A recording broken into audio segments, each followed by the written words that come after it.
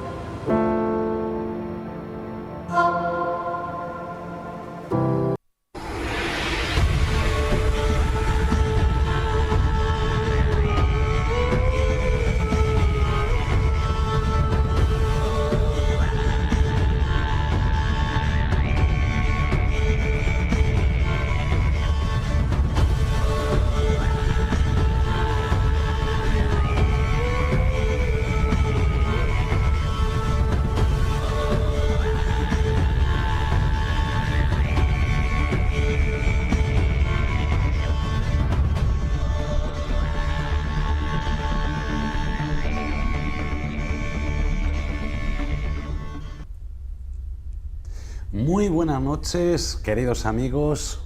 Un nuevo sábado, nos vemos las caras. Un nuevo sábado, vamos a hablar de misterio, en esta ocasión acompañado de Geraldine Arcas. Buenas noches, Geraldine. Buenas noches, Eduardo. Buenas noches, y Carlos. de mi compañero Carlos Solla. Buenas noches, Carlos. Buenas noches, Eduardo. Buenas noches a todos. Un sábado más estamos aquí en Código Enigma. Bueno, hoy vamos a hablar de historia y de esos misterios que nos guarda la historia, ¿no? Porque consideramos que misterio e historia son lo mismo, ¿no? Siempre hay un as para matar a un tres, ¿no, Carlos? Sí, y es algo, una parte de la historia es lo que vamos a hablar hoy que muy poca gente conoce, porque realmente en la Segunda Guerra Mundial España estuvo un poco fuera, neutral, ¿no? Justamente, pero no, aquí justo en Galicia fue un enclave muy, muy importante para esa gran batalla. Bueno, lo que sí es cierto es que muchos sabéis, ¿no? Sobre todo los que os gusta la historia, que la Guerra Civil Española fue un ensayo para la Segunda Guerra Mundial, es decir, aquí se utilizaron armamento que después sería, digamos, armamento de ensayo para después en la Segunda Guerra Mundial pues utilizarse, ¿no? Contra los aliados, y tanto por un bando como por otro, ¿no? En este caso nosotros vamos a centrarnos en Galicia y en un material o un mineral, mejor dicho, que los nazis utilizaron para los blindados, ¿no? De sus tanques. Bueno, realmente Galicia fue importante por tres cosas en esta batalla. Las minas de wolframio, la línea de costa que tenemos, y luego tenemos las redes de espionaje alemanas y contraespionaje inglesas. Todo aquí había un centro de comunicaciones, digamos, se montaron unas antenas en Arneiro, por las que toda Europa, los alemanes podían comunicarse gracias a esas antenas. Luego hablamos un poco más adelante. Pero el wolframio fue lo principal. Un mineral que, bueno, los tanques, llegaba un momento que se deterioraban al lanzar un número de proyectiles, y resulta que el wolframio sabían que aguantaba 5 veces más esos lanzamientos, y entonces Galicia por eso fue un estratégico. Claro, hay mucha gente que piensa, ¿no? Galicia, ¿qué tiene que ver Galicia en la Segunda Guerra Mundial? Claro, activamente no, pero de un modo, digamos, de segundo, ¿no? Hay que recordar que Franco y Hitler eran grandes amigos y entonces una forma de estar sin estar era con un punto estratégico dándoselo aquí en España. De hecho hay un famoso vídeo e incluso fotografías que se ven un desfile, ¿no? Por aquí eran los soldados del Tercer Reich que se instalaron en Cospeito y que bueno, aquí se fueron, ahí tenemos las calles, el centro de Vigo lleno de militares y era cuando volvían, se marchaban y en el puerto, en el que hoy es el muelle de transatlánticos, ahí era donde embarcaban. Un muelle de transatlánticos que muy poca gente sabe, que se dice que es el mayor arsenal incluso que alguna de las minas de wolframio que hay, porque los espías lo que hacían era convencer a la gente que trabajaba en la mina para que sacara el wolframio sin que los alemanes se enteraran y así que tuvieran menos de lo que ellos pensaban y llegaban al muelle de transatlánticos de Vigo y lo arrojaban al mar. O sea, ellos compraban para que no lo utilizaran los nazis, ¿no? Correcto. ¿Y por qué no utilizarlo ellos? No, utilizarlo, sabía para qué se usaba, para el material bélico. Y entonces los espías querían que esto se acabara, que no se consiguiera este material. Entonces lo único que hacían era comprarlo para tirarlo. Sin embargo, los nazis, bueno, sí que estuvieron por Galicia, eso sí se sabe, ¿no? También hay que decir que a la gente que cogían robando ese material eran castigados incluso con pena de muerte. Claro, me imagino, ¿no? Porque realmente, a ver, nosotros estábamos aquí, los gallegos, sobre todo en la zona de Orense, ¿no? Era sí, ahí la mina más grande de wolframio, que es en Carballeda de Valdeorras, ahí incluso presos cumplían sus penas, eran penas pequeñas, un día trabajado en la mina, un día menos de condena. ¿Y de qué época estamos hablando? Pues es justo en la Segunda el Guerra comienzo Mundial, de ¿no? la Segunda Guerra Mundial, los 6 años que duró. O sea que ellos ya sabían, o sea, eso significa que ya hubo un estudio previo, ¿no? Del material. Correcto. Y que ellos ya sabían, es decir, da que pensar, ¿no? Tú puedes pensar, oye, ya sabían perfectamente que ese material se iba a utilizar bélicamente. Justo. Para, digamos, un golpe de Estado en Europa, ¿no? La gente que hay en los pueblos, por ejemplo, el Carballeda de Valdeorras, que casi todo el pueblo fue a trabajar a la mina, no sabían para quién estaban trabajando. Simplemente eran años de mucha hambre y ellos lo que querían era conseguir dinero para poder comer. Les pagaban muy mal, pero con ese dinero algo iban haciendo. Ellos no sabían que trabajaban para los alemanes. Nazis. Bueno, de hecho... Hay muchos que fueron castigados incluso y cerca de las zonas de minas hay fosas comunes. De hecho, yo recuerdo una historia que me contó un señor que ya falleció, ¿no? Hace muchos años, que estuvo en la Segunda Guerra Mundial y que él me decía que cuando se fueron para allá la mayoría de ellos no sabían que iban a apoyar a los nazis.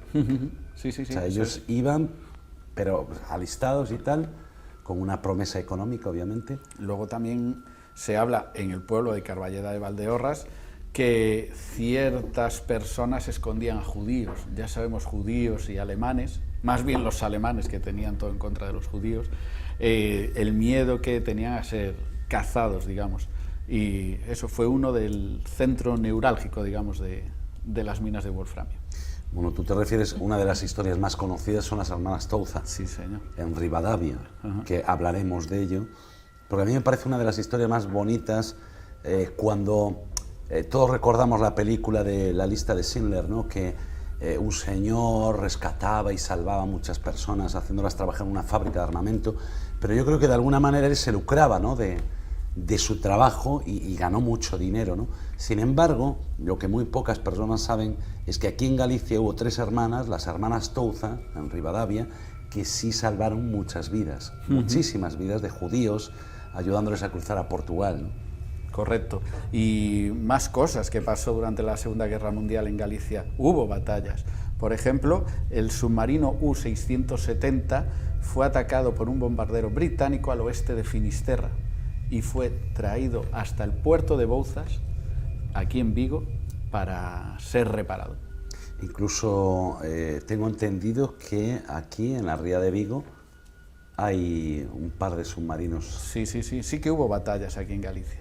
Claro que no, y de hecho era tránsito, ¿no?, muy común que los submarinos nazis pasaran por aquí. Todo lo que, sobre todo Alemania, lo que quería ver, controlar, tener todo controlado es Fisterra. ¿Por qué? Porque por ahí entraban todos los rivales de ellos.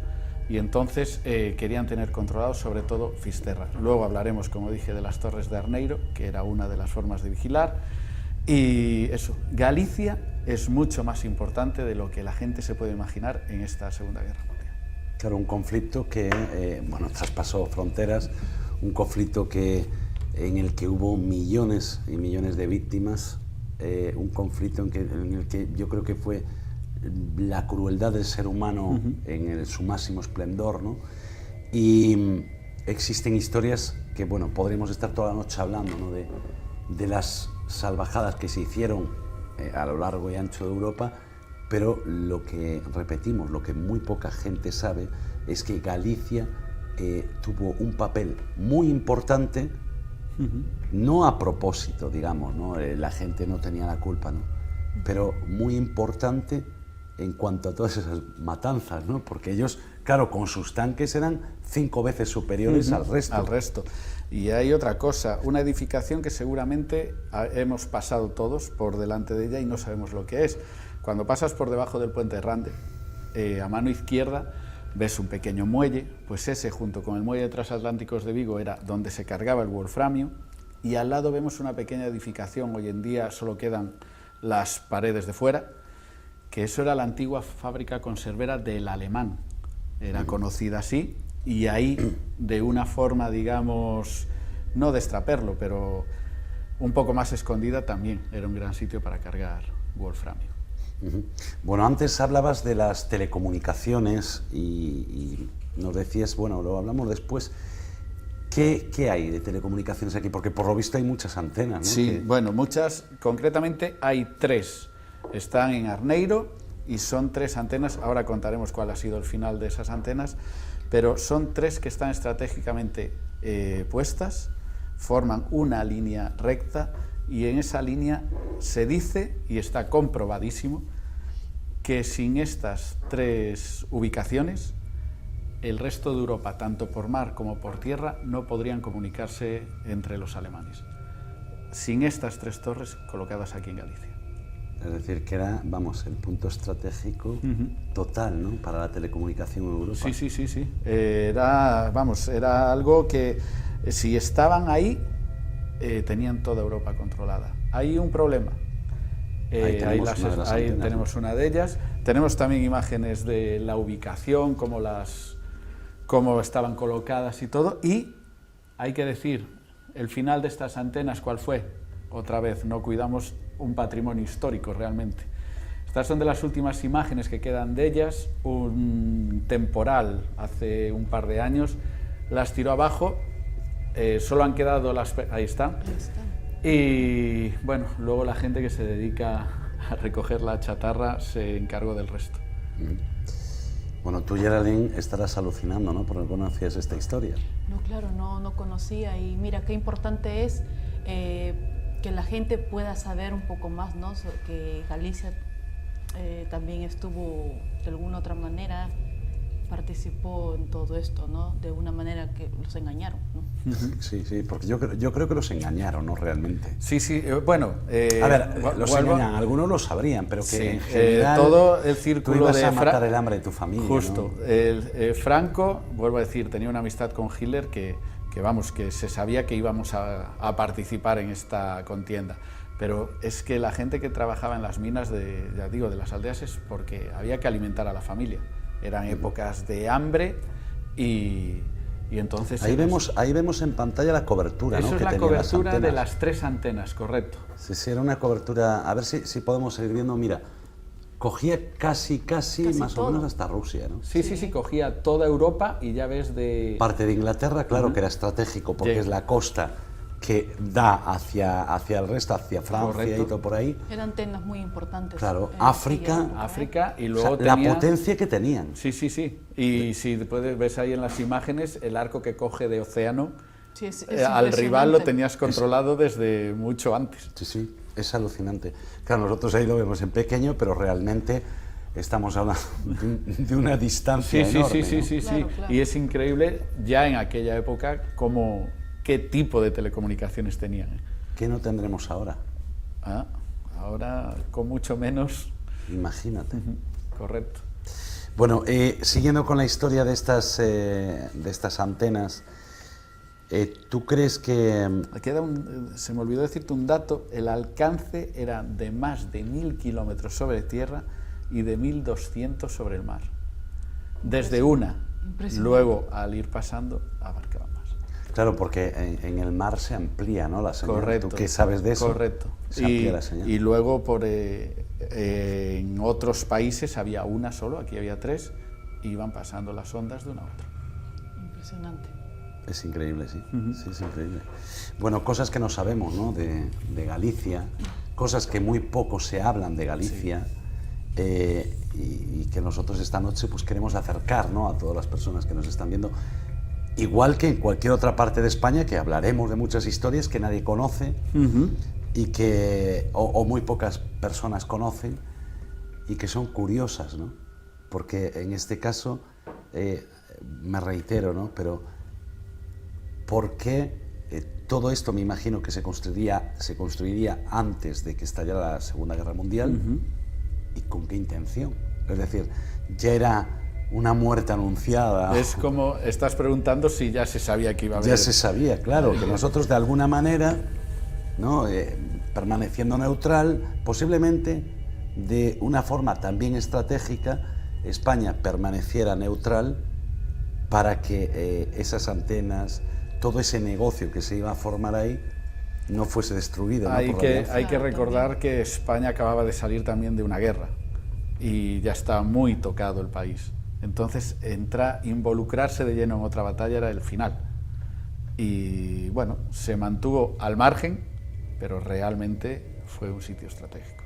Vale, un sitio estratégico, y todo eso era una fuente de ingresos, ¿no?, para el país, que a lo mejor, por otro lado, también ayudó a que pudiéramos Y tenías de estabilizarnos aliado, para si lo necesitabas, a Hitler, que tener de aliado a Hitler igual... Sí, claro, era el malo malísimo, sí, ¿no? correcto. Pero también podía haber elegido a los buenos. Sí, podía. Tienes dos bandos, hombre, elige al que... Correcto. Al bueno o al malo. Hay otra construcción, hablando de telecomunicaciones, de comunicaciones por mar, vamos a hablar de comunicaciones por aire. Se construyó un aeropuerto en Lugo, Arrozas se llama. Realmente poco se... El aeropuerto, ahí está, mira. Ahí está. Poco se usó, era más que nada para abastecimiento de radiofaros y bueno, se usó poquísimo. Ahora de hecho se usa para exhibiciones aeronáuticas y todo esto. Fue inaugurado oficialmente en 1943. ¿Por quién? Pues por Franco. Y ya se convirtió en el 49 en el aeropuerto central de Galicia, que aquello era... un adelanto increíble. Lavacolla o Peinador, ¿no? Sí, correcto. Un año después perdió este título que ostentaba y bueno, ahora ya queda para eso, para exhibiciones. Sin Claro, embargo, como reliquia. es una reliquia Es realmente. reliquia, claro, realmente. Pero bueno, que sigue estando... Sí, se puede visitar y todo, o sea que tiene un hangar enorme como esos que vemos en las películas, pues allí lo tiene. Es increíble, ¿eh? Increíble. Eso sí que no lo sabía. Pues No en conocía yo el 53 este la aeropuerto. Fuerza Aérea Española propuso el cierre definitivo y la destrucción del aeródromo, pero se decidió que mantenerlo. Hombre, después de una inversión tan grande, Correcto. siempre puede servirnos para Sí, algo, ¿no? sí, correcto. En este caso, pues mira, si sirve para los aficionados, por ejemplo, de la aviación, ¿no?, o la aeronáutica, pues mira, que les quede, ¿no?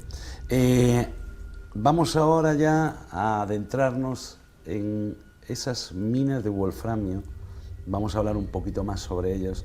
Era un material durísimo. Sí, durísimo. Y dentro de las minas trabajaba gente, limpieza del mineral, la extracción del mineral, muy peligroso porque todos sabemos que cómo se picaba antes en las minas y todo, que casi ni sujetaban el techo, había accidentes, muchos accidentes. Y el wolframio era la gran sorpresa que tenía Hitler ante sus rivales, la dureza que hacía que esos tanques aguantaran, el calor que daban esos proyectiles al ser lanzados y todo, como he dicho, multiplicaba por mucho el de sus enemigos, pues era algo que había que sacar y en montones. De aquí, como he dicho antes, del muelle transatlántico salían barcos y barcos cada semana, cada 10 días. Y muchos, como decías al principio, muchos eran presos, ¿no? Sí, los presos... Pequeñas condenas, sí, a lo mejor. Eran por pequeños delitos, cumplían condena y era día de trabajo, día menos de pena. Es decir, no le daban un sueldo, ¿no? Le descontaban... Le descontaban la pena. De hecho, como comenté antes de las fosas comunes que había, la mayoría de los que escapaban, lógicamente, eran presos. Las minas estaban en sitios, bosques frondosos, era... Si te escapabas de los barracones que tenían y todo eso, lo más fácil es que te perdieras y te iban a dar caza seguro. Claro, esto te lleva a pensar que era todo un negocio. Sí, claro. Un negocio a gran escala, ¿no? Claro, y aprovechándose pues del hambre, aprovechando... Bueno, los nazis tenían fama de eso, ¿no? Se aprovechaban, siempre fueron creyéndose superiores, ¿no? Al resto de las razas, bueno, de las razas, de las culturas. De las culturas. No, de las razas.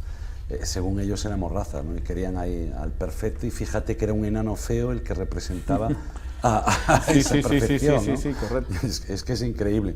Yo creo que estaba un poco yuyu. Bueno, ya conocemos un poquito de la historia, conocemos un poquito de la importancia de la telecomunicación aquí en Galicia, es que es increíble, y estamos conociendo ahora un poquito más las minas, ¿no? Y ese material que es muy duro, obviamente, por eso lo utilizaban para hacer los blindados, pero también era súper contaminante, ¿no? Sí, muy contaminante, muy contaminante. Veremos una investigación que hemos hecho dentro de una de las minas, la estamos viendo, la mina de Barça, es espectacular por dentro, estuvimos Tania y yo haciendo una investigación que veremos en el siguiente programa, y eso es picado a pico y pala. Pero es decir, por la parte hacia afuera, ¿no?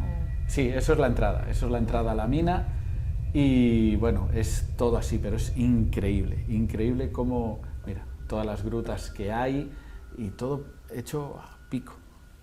Dios mío, qué tal trabajo, ¿eh? Todo un trabajo enorme.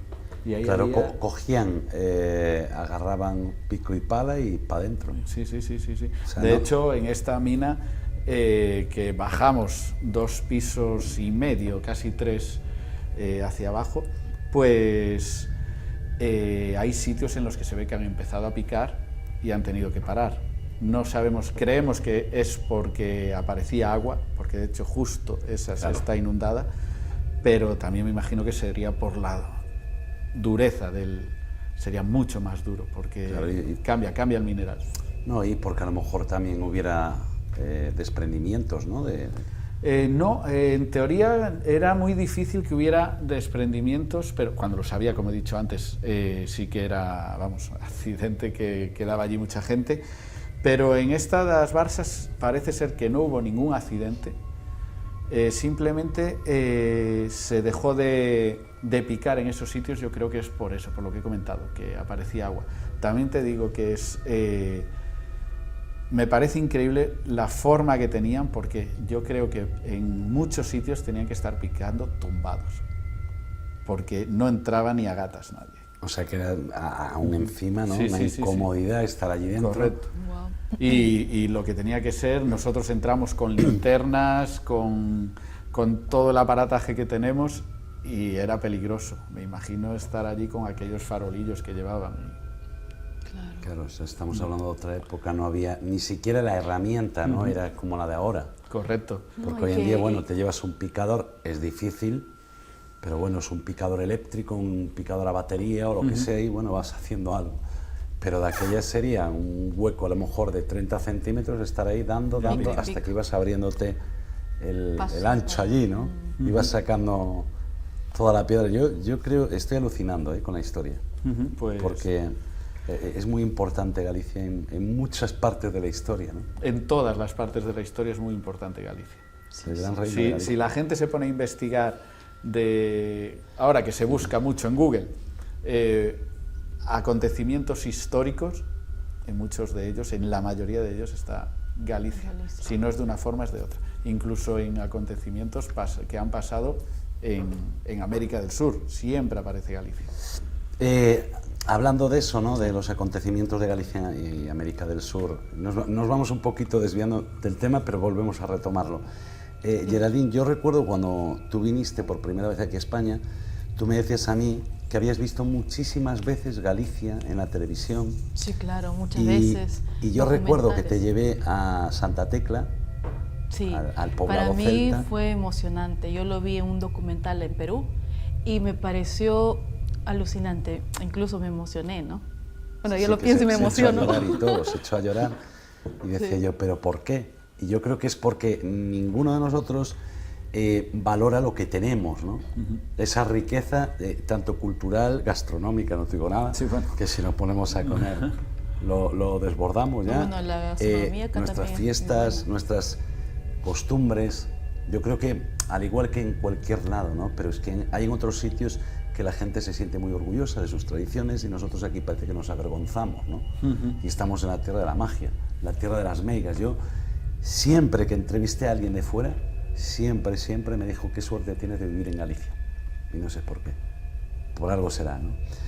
Y vamos a retomar ahora con el tema porque se hizo una película de todo esto. Sí, Lobos Sucios. Aparte, grabada en Carballeda de Valdeorras, en la mina más grande que hay de wolframio, que es de la que hablamos antes. Estuvimos con Simón Casal, le hicimos una entrevista en La Coruña y bueno, nos contó anécdotas que vamos a ver, increíbles, incluso la gente cómo se involucraba en recrear la historia, cómo les contaban. Al principio andaban un poco que van a hacer estos y al final acabaron hasta haciendo de mineros otra vez. O sea, Simón Casal, que es el director de la película Lobos Sucios. Película.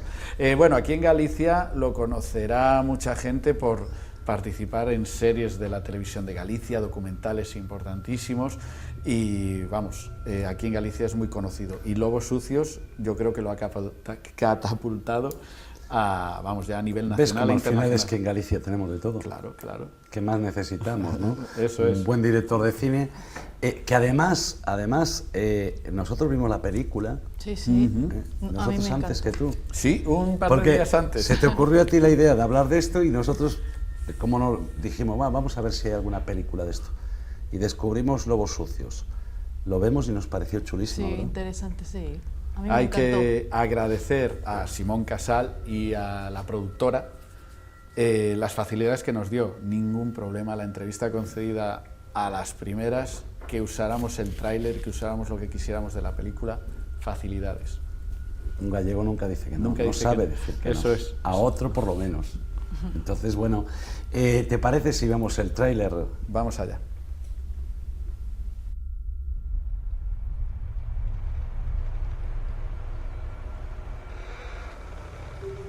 Los tejos son unos árboles viejos y solitarios. Nunca forman bosques. Pero aquí, en esta tierra remota, donde acaba Europa, se han juntado. ¿Por qué? Bienvenidos al fin del mundo. Estamos en las montañas más altas de Galicia. Y como acaban de comprobar, la única carretera que llega muere aquí. Puedes pedir trabajo en la mina. No voy a sacar wolframio de la mina cuando pagan 10 veces más en el monte por el extraperlo. Con el wolframio que sacan de Galicia, serán mucho más poderosos, casi invencibles. Nosotros, con la ayuda de la guerrilla, queremos robarles todo el wolframio. Necesitamos presos de la mina para que nos ayuden. Tú puedes contactar con ellos. Los alemanes nos están dando de comer a mí y a mi hija. Diles que lo haré. Es judía, los alemanes los persiguen. ¿A nosotros qué coño nos importa? Mucha gente no se atreve a adentrarse en este bosque. Les asustan los lobos.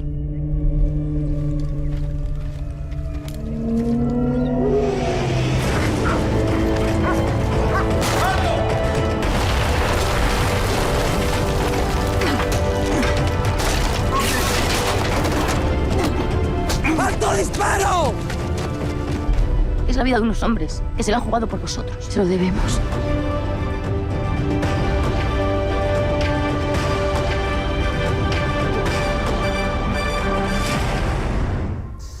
Bueno, continuamos con el programa y continuamos con todo este tema de los nazis en Galicia, que es tan interesante, ¿no? Y con una entrevista que tú tuviste la oportunidad de hacer a Simón Casal, director de la película Lobos Sucios, y que acabamos de ver ahora el tráiler. Como te decía antes, vimos nosotros la película, es apoteósica. El tráiler ya define perfectamente cómo es la película. O sea, es histórica, tiene su acción, hay que romance, verlo. Un poco de romance, sí. Es que nosotros la vimos y no sabíamos ni siquiera que el director fuera gallego, ¿eh? Y cuando terminó, ¿verdad? Dijimos, bueno, esto está muy bien, hasta chulísima, chulísima, de las mejores películas que Simón nos citó en el centro de La Coruña y allí estuvimos haciendo una entrevista. La verdad que el equipo de investigación que tiene, todo, increíble cómo se documentaron. Nos llegó a contar que hasta los faroles que hay dentro de la mina para dar luz, los recrearon tal como eran los originales y funcionaban a gas y todo. Increíble todo el montaje que tiene. Increíble todo lo que se hace para hacer una buena película. Sí, correcto. O sea, el trabajo que da, que después nosotros vemos un resultado de hora y media. Claro, 2 el detrás horas. de cámaras tiene todo una historia, como se dice. Un trabajo de meses, tú lo ves en hora y media, pero claro, pero son meses o años. Meter cámaras en la mina original, tener que dar, claro, con esos farolillos poca luz, iban a tener que meter esa luz artificial y que no se aprecie en la película. Nos estuvo contando, que fuimos Tani y yo a hacer la entrevista, y increíble cómo te sumergen en el rodaje. Es todo una odisea, ¿no? Al Sí. Aparte que lo explica de maravilla. Y lo vamos a ver ahora en la entrevista que vamos a ver. Bueno, ¿tú le hacías alguna pregunta? Sí, del tiempo que estuvimos hablando, porque a medida que le íbamos haciendo preguntas, era, no sé... Iban surgiendo más dudas. Sí, porque nos metía tanto en el papel como ahora de sorpresa, que tendrá mucha gente de... Ostras, ¿estuvo Galicia metida de pleno en la Segunda Guerra Mundial? Pues se nos iban ocurriendo más preguntas, y hemos seleccionado unas cuantas. La primera, por ejemplo, ¿qué motivó a hacer esta película, a hacer Lobos Sucios? Esta temática que era muy desconocida y que ¿por qué se le ocurrió hacer esto? Vamos a ver qué nos responde. Bueno, pues la verdad es que claro, es una época de la historia de Galicia que es fascinante y muy desconocida, y a la que creo necesario que hay que poner luz, ¿no? O sea, pasaban tantas cosas en ese momento, y además en esa zona geográfica, digamos, de Galicia, que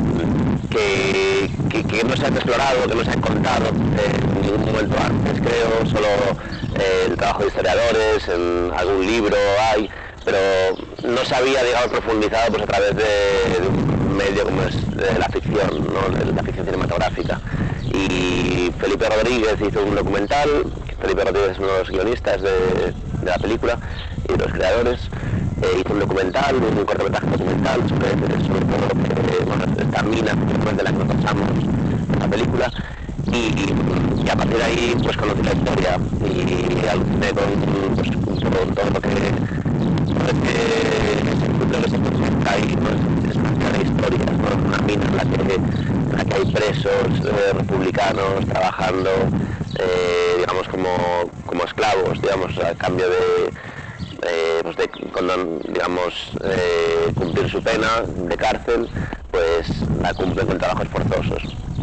Y a la vez hay trabajadores de las aldeas de alrededor, trabajadores libres, a la vez se está sacando un mineral que es un mineral de wolframio que es escaso en toda Europa y que los nazis en todo el territorio que tenían conquistado no lo podían obtener, y que decidieron venir a Galicia a conseguirlo, ¿no?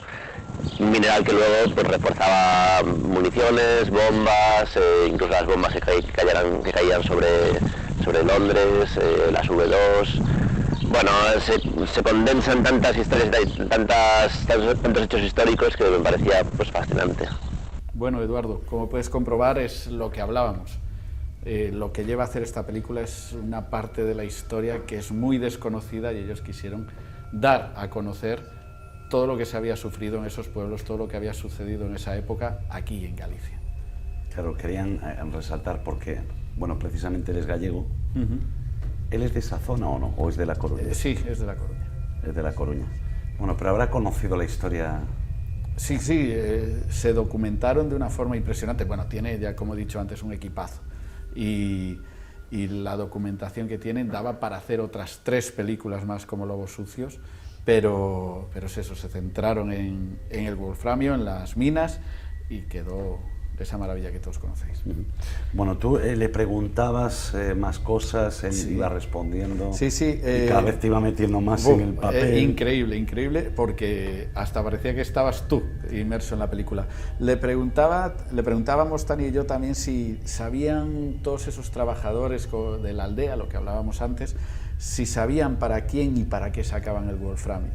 A lo que, bueno, Simón nos respondió lo siguiente. Entonces no creo que supieran lo que estaban sacando ni para qué se usaba. Como dije, pues había mucha miseria, entonces realmente esta mina representaba una oportunidad de trabajo y de desarrollo en estas zonas en las que no había apenas trabajo, digamos. Para ellos los alemanes eran benefactores, o sea, eran allí que habían reactivado una mina, gracias a ellos se habían asfaltado, digamos, o arreglado carreteras para poder que pudieran acceder los camiones, caminos, incluso se trajo la luz eléctrica a zonas que no tenían luz eléctrica. Volvemos a lo de antes, nadie sabía para quién ni para qué, solo se preocupaban de que era un momento de mucha hambre en Galicia, en toda España, y lo que querían era trabajar para sacar, para comer, para alimentar a sus familias. Claro, nadie se hacía preguntas, ¿no? Hay una escena en la película que uno de los espías le pregunta a una señora del pueblo, una de las protagonistas, le preguntan si sabe realmente, ¿tú sabes para quién estás trabajando? Y dice, yo solo sé que me sacan del hambre. O sea, que ese es el resumen perfecto. Claro, incluso gente que tenía familiares enfermos, ¿no? Correcto. Y trabajaban pues por unas monedas, ¿no? Es que esta película, es que no quiero hacer spoiler, ¿no? Pero es que es verdad, o sea, las cosas como son, ¿no? Yo creo que es una de las películas del cine español desconocidas, entre comillas, y que yo creo que todo el mundo debería ver. Debería ver porque aparte es parte de la historia y cuenta la historia verídica. De hecho, las protagonistas existieron en realidad. Cambia un poco el tipo de personaje, hace que sean hermanas, cuando realmente no eran, pero existieron de verdad. Impresionante, ¿eh? Claro. Es que nosotros viéndola decíamos, ¿no? Geraldine, decíamos, sí. Pero de verdad esto ocurrió en Galicia. Pero mira, queríamos que siga la película, sí. ¿eh? Terminó... Se nos hizo cortísima. Sí, fue como... Pasa muy rápido el tiempo de esa película. Sí. Fue súper entretenida. Bueno, ¿qué más nos contaba? Pues le preguntamos si crees que muchos gallegos han descubierto una historia de cómo Galicia ayudaba a los nazis, cómo ayudaban con el wolframio, y Simón nos respondía lo siguiente. Yo creo que sí que se descubrió, porque para las generaciones más mayores, digamos, sí que sabían y sí que se conocía la historia de la presencia nazi, la presencia alemana en Galicia durante la Segunda Guerra Mundial. Era también la fiebre del wolframio, ¿no? También se conocía, pero para generaciones más jóvenes, pues como nosotros, yo no tenía ni idea, la verdad, ni nadie me lo enseñó en el instituto ni en el colegio. Este episodio de la historia, ¿no? Era totalmente desconocido para mí, y creo que es importante pues sacar a la luz este tipo de historias. Realmente nunca se ha contado demasiado, digamos, toda esta ayuda que llevó a cabo el régimen franquista a los nazis. Era una de la guerra civil, es decir, los alemanes habían ayudado con armas, con ayuda militar, digamos, con bombardeos, con bombas, todo tipo de... Con lo cual había una deuda que había que pagar, y Franco pues decidió, si podían, porque no tenían ninguna de las zonas conquistadas, y Franco empezó a pagarles pues en wolframio.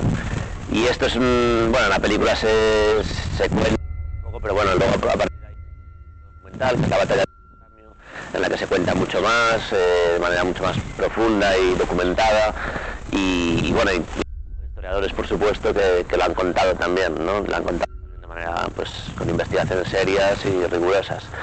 La película, pues, y creo que es también, pues, una, digamos, de esta necesidad que tenemos de comunicar y de indagar en lo que ha pasado en nuestra historia, ¿no? Y sí, pues es que sí que no lo conocía. Yo mismo. Algo totalmente desconocido, como habíamos hablado, que es la gente con esta película descubre realmente el apoyo que tenía gracias a esa amistad Franco, unido a Galicia, Franco siempre por raíces con Galicia y a Alemania. Por raíces, pero no por cariño. No. Eso porque nos dio leña, ¿eh? Nos dieron leña. Bueno, continuamos con esa entrevista, continuamos con más preguntas. Y Simón, ¿qué era lo siguiente que le preguntaba? Es que yo estoy intrigado porque yo tengo que decir que yo no había visto las respuestas. Sí, es cierto. Solo las sabemos Tania y yo. O sea que... Y bueno, y Tania está indispuesta, no puede estar en el programa, entonces... Solo la sé yo aquí. La caja de Pandora. Soy yo. La caja de Pandora. Bueno, le preguntábamos sobre eso de si era cierto lo de que el muelle de transatlánticos de Vigo, si había algún documento que certificara que estaba lleno de wolframio su fondo. Y bueno, nos respondía lo que hablábamos antes. Vamos a escucharlo. Claro, porque Galicia en ese momento era casi como un nido de espías, ¿no? Era un territorio clave, digamos, para la Segunda Guerra Mundial. Pues toda la guerra del Atlántico, digamos, había colaboración por parte de distintos elementos y espías en Vigo, sobre todo, que apoyaban y daban apoyo a los submarinos nazis y a barcos también, ¿no? Entonces había espías aliados también, es decir, los aliados mandaron muchos espías también primero para saber que estaba aquí, para informar pues al mando que luego presionaba políticamente a Franco para que no colaborara con los nazis, porque se suponía que España era un país neutral. Y por otro lado lo que también intentaban era sabotear esta extracción de wolframio. Entonces lo que se dice, saboteando, y otras veces simplemente con ¿no? El mineral se vendía también al mejor postor y lo que hicieron los aliados en ocasiones era comprar mineral, comprar wolframio para luego simplemente tirarlo. O sea, el objetivo era que no llegara a las fábricas alemanas, con lo cual no hacía falta sacarlo de allí, digamos, o llevárselo a los puertos ingleses o americanos. Simplemente el objetivo era que no llegara a los alemanes, con lo cual sí que se dieron episodios en los que se lanzó bueno, esto los historiadores te lo pueden confirmar, ¿no? Con documentación. Pues ya ves que sí que es cierto que hay documentos que así lo atestiguan, sobre todo nos contó fuera de cámara que estos espías incluso contaban cuánto se iba tirando, igual que los alemanes tenían un control de cuánto entraba en el barco, ellos también de cuánto se iba tirando, y sí que hay documentos de que... Qué curioso, ¿no? Entraba el wolframio, o sea, se sacaba el wolframio robado, entre comillas. Correcto. Y había unas personas que lo compraban para enterrarlo, para esconderlo, para que tirarlo, no llegara para al poder de los nazis. Es que es curioso, ¿no? Que no fuera, me refiero, que no hubieran actuado de otra forma. Lo que pasa es que, claro, lo que dices tú, ¿no? Estaban apoyados por el gobierno de aquí. Entonces, claro, cualquiera metía mano ahí, ¿no? Eso es. Podía terminar con un conflicto también internacional. Eso es. Pero bueno, es sorprendente, ¿no? Pensar que en un sitio en el que pasean miles de vigueses al día haya lo que los alemanes buscaban en el fondo. No lo dejes muy alto porque algunos se van a lanzar ahí de cabeza. No creo que lleguen a coger wolframio. No deberían hacerlo. Seguimos con la entrevista y bueno, le preguntábamos también si a la hora de hacer la película se habían encontrado, por el tema que trata, con alguna traba. Y Simón nos respondía esto. No, la verdad que no hemos encontrado ningún problema a la hora de grabar o documentar la película. Tuvimos, bueno, pues por ejemplo, por grabar en las minas, pues por temas de seguridad siempre era complicado, ¿no? Conseguir Al final tenías que conseguir que se implicaran los gestores de la mina, que aceptaran participar, que nos dejaran entrar a grabar, y para eso tenías que convencerlos de la relevancia de la película, de la relevancia de la historia, y bueno, y de que luego íbamos a seguir todas las medidas de seguridad pertinentes para grabar con seguridad dentro de la mina. Y ese fue el principal problema que tuvimos, ¿no? Luego, lo que es investigar datos o información sobre lo que pasó, realmente, bueno, no sé, lo que está oculto ya se ocultó en su momento y es difícil acceder a ello. Y lo otro, pues a través del trabajo de historiadores nos documentamos, ¿no? para contar pues diferentes episodios y datos que integramos en la película. Pero no hemos tenido dificultades más allá de esas. Pues bueno, ya ves que las trabas no se ha encontrado ninguna, es más, se han encontrado facilidades, vale, sí, alguna documentación nos decía que sí que era más difícil de localizar, pero simplemente por eso, por no poderla localizar en el tiempo que ellos querían, pero trabas no se ha encontrado ninguna. Es más, les gustaba a la gente que investigaran esa parte de la historia. Es decir, que de algún modo para esas personas del lugar, ¿no? Era como quitarse una espinita, ¿no? Y decir, aquí, en este lugar, ocurrió esto, para que el mundo lo sepa. Eso es. Y esta película se ve perfectamente cómo era el día a día del trabajo en la mina. Es increíble. Increíble. Bueno, ya, ¿qué más? Bueno, también le preguntamos sobre gente que ha tenido familiares o que ellos mismos, por ejemplo, en Carballeda de Valdeorras, que aún queda gente que ha trabajado en las minas, son muy mayores ya, pero sí le contaban las historias y todo. ¿Qué opinaban del tema? Y bueno, Simón nos contestaba lo siguiente. Bueno, yo personalmente no conocí a nadie que haya trabajado en las minas. Los guionistas, Felipe Rodríguez especialmente, sí que llegó a conocer a esas personas, bueno, ya muy mayores, que trabajaron en estas minas. Una de ellas era Manuela, en la que se basa el personaje protagonista.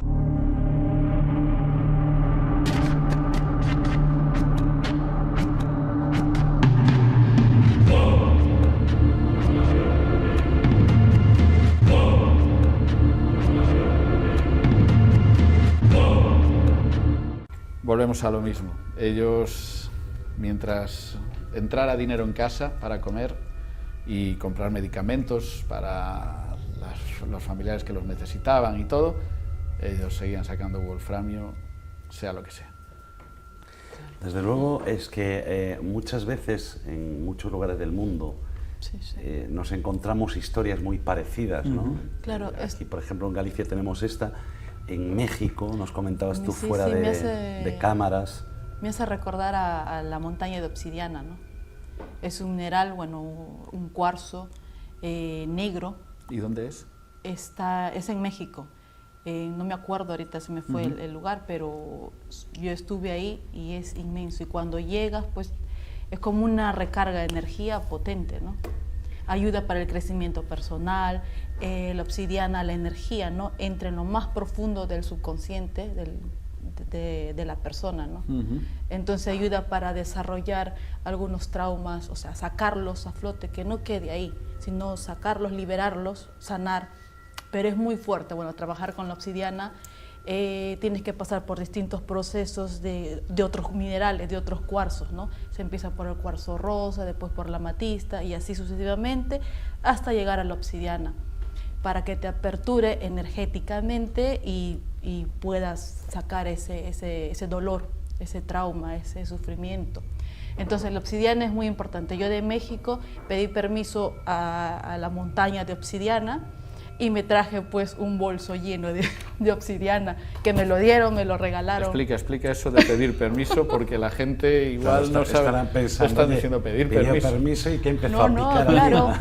No, porque está ahí en el camino, tú vas caminando, es una montaña inmensa que tienes que subir. ¿Pero por qué tienes que pedir permiso? se pide a la madre tierra, al maestro, al Apu, se puede decir, de la montaña de obsidiana, que todos tienen guardianes, toda la naturaleza tiene guardianes. Entonces pedí permiso espiritualmente y me dijo, sí, porque lo necesitaba en ese momento. Y pues escogí, y da la casualidad o la causalidad de que cojo con las manos, con los ojos, perdón, cerrados, y cojo así y era el corazón. Era la forma de la obsidiana, la piedra, en bruto ahí como está, en forma de corazón. Entonces ese momento fue para mí espectacular. Sí. Tanto como el haber visto Santa Tecla por primera vez. No, claro, emociones distintas, pero sí, en Santa Tecla fue como reencontrarme, no sé, fue una emoción ahí, una energía, fue como lo vi allá, uno, ¿no? En un documental. Después siempre me ha llamado la atención a todos estos lugares, ¿no? Así mágicos y energéticos, porque son lugares muy energéticos. Acá en Galicia no saben lo que hay, o sea, es para mí encantada yo, ¿no? Y entonces llego ahí y lo energético también, digo, Dios mío, qué bonito, que realmente yo estoy orgullosa de estar aquí, poder sentir todo esto, ¿no? Y me encanta. Entonces son emociones distintas, uno energético. Ella me decía, oye, háblame gallego, me dice siempre, conmigo habla a mí me gallego, encanta, porque sí. no sabéis lo que tenéis. Dice, Sí. No sabéis lo que tenéis. Quiere bailar, tocar la gaita, todo. Sí, ya. Total. Sí. Pero tú fíjate qué raro es todo esto, ¿no? Aquí es por el poder militar, o sea, lo que ocurrió, ¿no? Era por poder militar, por poder invadir, por poder ser el rey del mundo, y ahí estamos hablando que es un poder, digamos, más trascendental, ¿no? Más espiritual, más energético. Más energético, ¿no? Bueno, pues quiero esta piedrita, la obsidiana, pues para tener yo en mi casita y que me dé suerte y tal. O sea, qué diferencia, ¿no? Qué diferencia. Bueno, a lo mejor porque tampoco descubrieron que a lo mejor la obsidiana sirva para hacer bombas, sino posiblemente estuviera todo... Sí, lo usan para otros fines también, ¿no? Aparte de lo energético. Pero sí es muy importante la montaña de obsidiana para todo lo espiritual. Bueno, son montañas, pero en las que de una manera y de otra, y de un lado y del otro, se extrae la piedra, igual que para los teléfonos móviles, lo que mucha gente no sabe, ¿no? Que se extrae un mineral y que lo hacen niños por su tamaño. Y qué triste que sea uno de los países más pobres del mundo el que tenga ese mineral para que se lucren otros. Claro, y que yo había visto un reportaje y mirabas niñitos de 7, 8 años que son pequeñitos meterse y muchos de ellos no salen. No, correcto. Y les dan una miseria, y esto lo hacen las grandes marcas. De hecho, en este documental estamos hablando del mismo, cuando salen de donde cogen el mineral, cuando entran en una calle son todas Ericsson, todas las tiendas, era Nokia de aquellas, eran todas las grandes marcas. Las grandes marcas de telefonía, ¿no? Y de, bueno, telefonía y ahora mismo ya de todo lo tecnológico. Bueno, continuamos un poquito con todo esto, porque ya para ir poniendo punto y final, ¿no?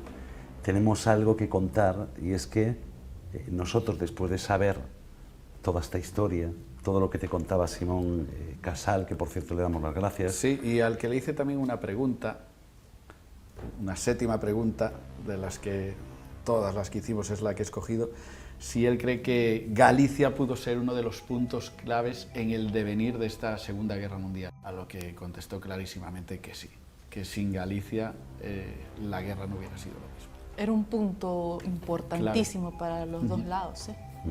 Que Galicia, y que decir, siempre fue un punto bastante estratégico, ¿no? Sí, pero bueno, en este caso los que salían más beneficiados eran los alemanes, los nazis. Sí, claro. Porque era eso, la amistad con Franco, todo lo que les dejaron instalar aquí.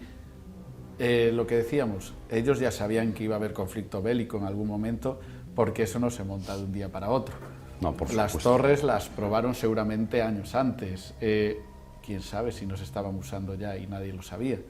Posiblemente ya se estuvieran utilizando. Sí. Yo creo que una guerra del calibre de la Segunda Guerra Mundial, un país no se arma de repente, ¿no? Eso ya venían arrastrando. Es una pena que las hubiera tirado este temporal, pero cuentan que si no estuviera ahora tan avanzado el tema de las comunicaciones y demás, podrían seguir funcionando.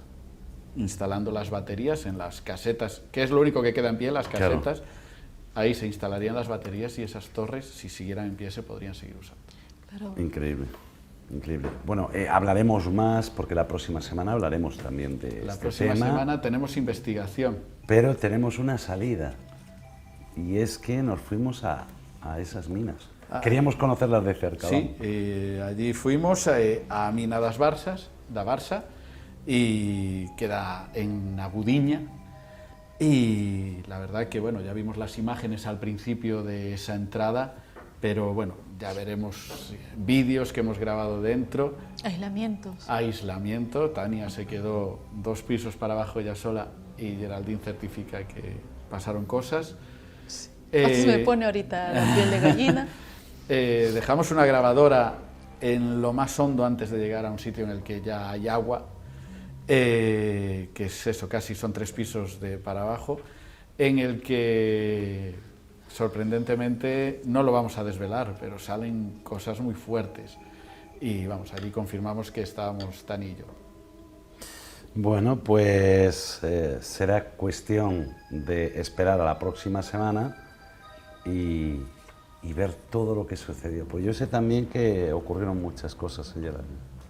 Sí, sí. Allí pasó un poquito de Recibimos muchas llamadas de Geraldine, sí. Mientras ella escuchaba... Es que ya cuando ella está revisando algo, sí. yo estoy sentado a lo mejor haciendo otra cosa, ¿no? O revisando ya cuando y ya estás pendiente de empieza a sonar el WhatsApp y lees, esto está chévere, esto... Dices tú, ya está. Cuidado. Es Carlos, que yo decía, cuidado con no, quién tienes detrás. Yo le decía, algo así es. Claro, yo decía, no lo puedo creer, o sea, Dios, esto... ¿Qué pasó aquí? Y te pregunté, ¿no?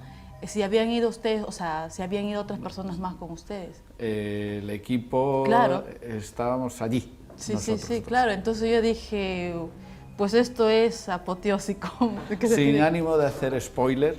No, porque os echo fuera. Solo hay un momento en el que el aislamiento, que es algo que tiene... los aislamientos de Tania son espectaculares porque todo lo que siente en ese momento lo va hablando, es la estética del grupo, imaginaros nosotros lo que podemos llegar a decir entonces. Y hay un momento en el que le digo por el walkie, porque claro, fuera estábamos a 35 grados, dentro estábamos a 9 grados y el aislamiento de Tania duró casi 3/4 de hora y si quería salir por el frío o algo, y dijo que es que acababa de sentir algo que no se atrevía a contarlo. Cuando salió, le comenté qué era lo que sentiste y dice, es que vi sombras a mi lado. Pero eso es mejor no contar más. No vamos a contar nada más, solo dejamos eso ahí. Bueno, pues vamos a ir despidiendo el programa ya y lo vamos a hacer dándole las gracias a Geraldine Arcas. Buenas noches, Geraldine. Buenas noches, Eduardo. Buenas noches, Carlos.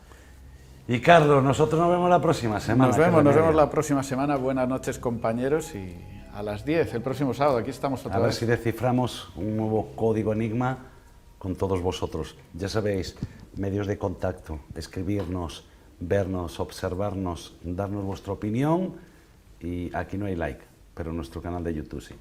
Buenas noches a todos, hasta la semana que viene.